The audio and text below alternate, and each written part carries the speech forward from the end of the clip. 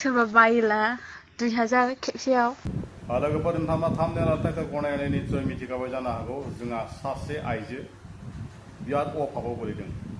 नैबे सिगांनि भिडिअ ससे क्लिप भिडिअखौ नुदोंना सासे आइजोआ जोंहा माने सासे बर' आइजोआ बिराद अभाबाव गोलैदों।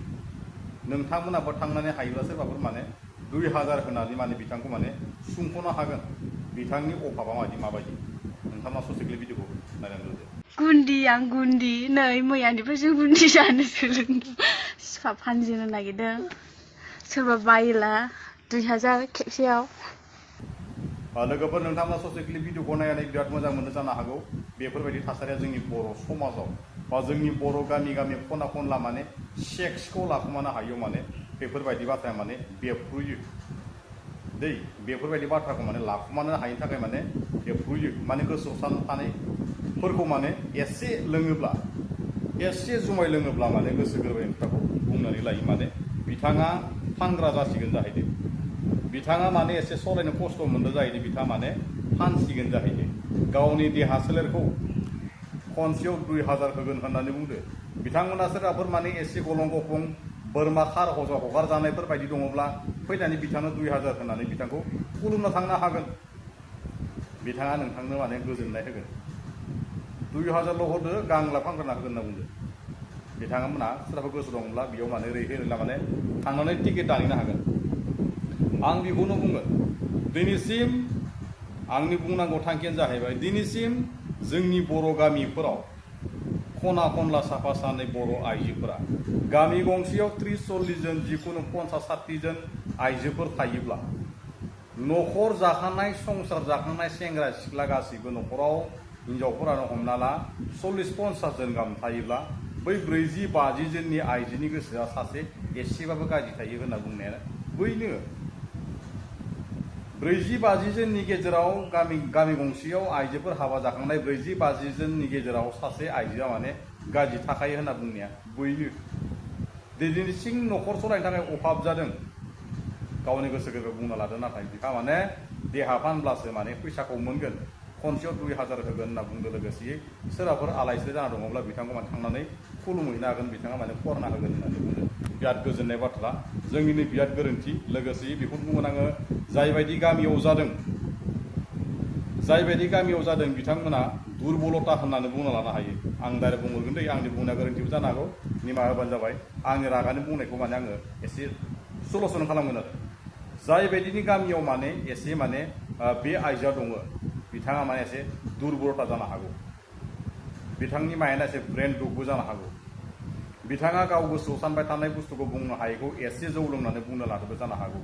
बेखौ माने गमामायै नंथारगौब्ला बैबायदि बुस्थुखौ जों सिखमानो हायाबा बैबायदि बुस्थुखौ जोङो एसे सिखमानानै जोङो बै मानसिखौ लाइनाव लाबोनो हायाब्ला अट'मेटिकलि आजिखालिनि गथ'फ्रा ओरैबायदि खना खना माने बारैसिं ओरैबायदि माने गाज्रि जालांगासिनो दङ नोंथाङाथ' नुखाबाय जानो हागौ।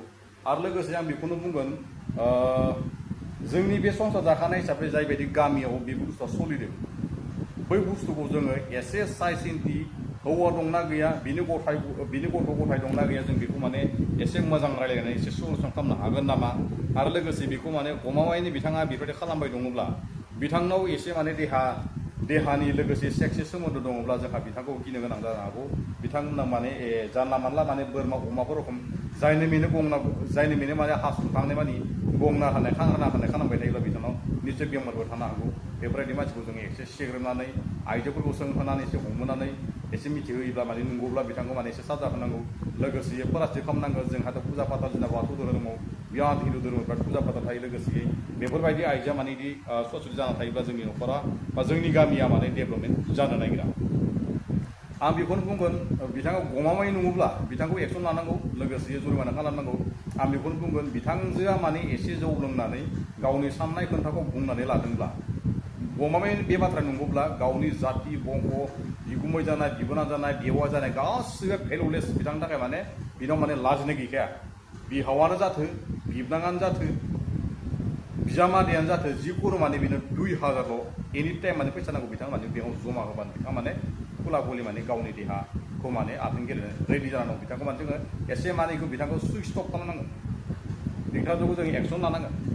दिनैसिम रायजो जानानै जोङो बर' हारिनि जानानै जेनेबा जों दिनैसिम गामियाव रायजो जानानै जों बिथांमोनखौ माने एसे सुलुस खालामनो हायाब्ला जों रायजो महरै एसे लासिंसिं जायो आरो रायजोआबो मान सनमान थाङो बेनि थाखायनो आं गोसो गोरबो गासैबो खावलायनानै थायो बिथांखौ एसे एक्सन लाबानो जाबाय बबे गामिनि कमिउनिटिखौ मिथिनो मोनो लोगोसे बहुत नाला बंसा होननाय बिराद गाज्रि गाज्रि बाथ्रा बुंनाय सोरबा 150 बायनो नागिरनाय सोरबा 200 बायनो नागिरनाय सोरबा 500 बायनो नागिरनाय सोरबा 3000 लागि होनानै जानो नागिरनाय सोरबा फन नाम्बार हरनाय बिथांनि कमेन्टआव हाबना नायबानो जाबाय आरो बिथांनि फेसआबो जिबायदि लेथ्रा नोंथांमोनाथ' मिथिखागौ बिथांनि फेसआ जिबायदि लेथ्रा जायनि बायदि भिडिअ मोन्दों आपल'ड खालामदों गावनि रियेल फेस गैयामोन बेफोर जाबाय जोंनि बर' समाजनि थाखाय मोनसे गुबुंले बारहावा बैनि भिडिअ एसे लानानै बिथांमोना माने मोनसे फेस खुलिनाय मालायनि डलार जानाय होनना बुङो माने बिथांमोना माने जिबायदि भिडिअखौ एडिट खालामालासिनो डाइरेक्ट हगारना होखायो आरो माने गावबो नङा माने गुबुन भिडिअखौ आरो भिडिअ हगारगिरि बिथांखौबो माने हमनो हायोब्ला बुंनांगौ मालाय भिडिअ माने फाराग खालामना होनाया